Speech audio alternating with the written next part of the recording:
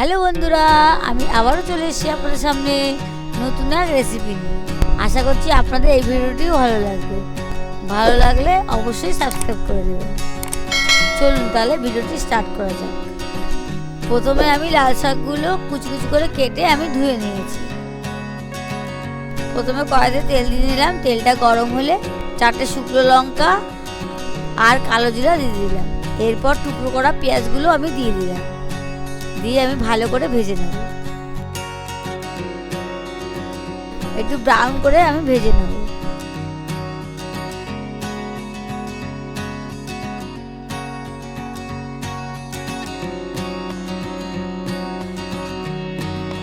এর মধ্যে আমি রসুন বাটা দিয়ে দিলাম।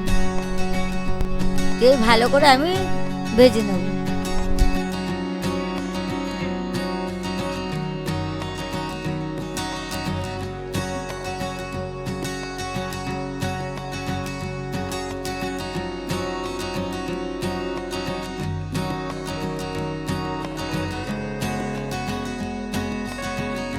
এবার আমি লাল শাকগুলো দিয়ে দিলাম। দিয়ে ভালো করে আমি নেড়ে চেড়ে নেব।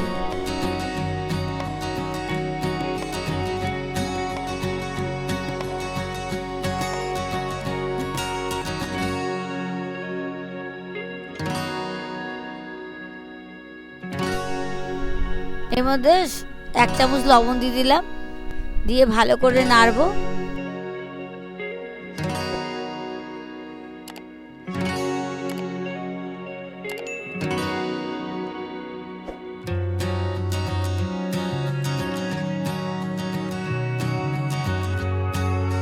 দেখছেন কালারটা কি সুন্দর এসছে।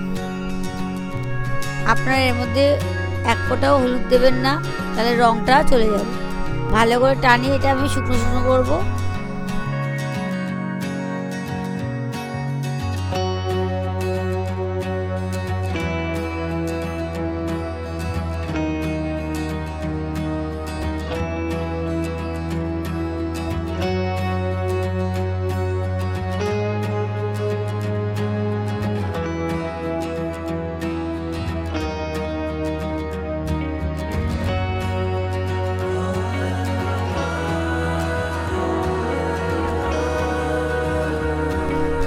একটু সামান্য চিনি দিয়ে দিলাম।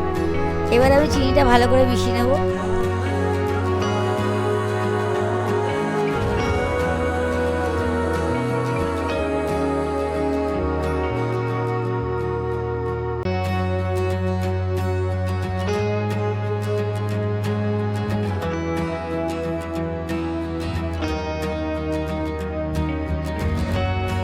শাকটা আমার প্রায় রেডি হয়ে এসছে।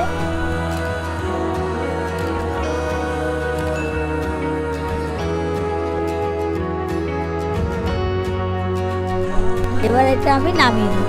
ব্যাস রেডি হয়ে গেল লাল শাক ভাজা। ভিডিওটি যদি ভালো লাগে লাইক, কমেন্ট, শেয়ার করতে ভুলবেন না। ধন্যবাদ।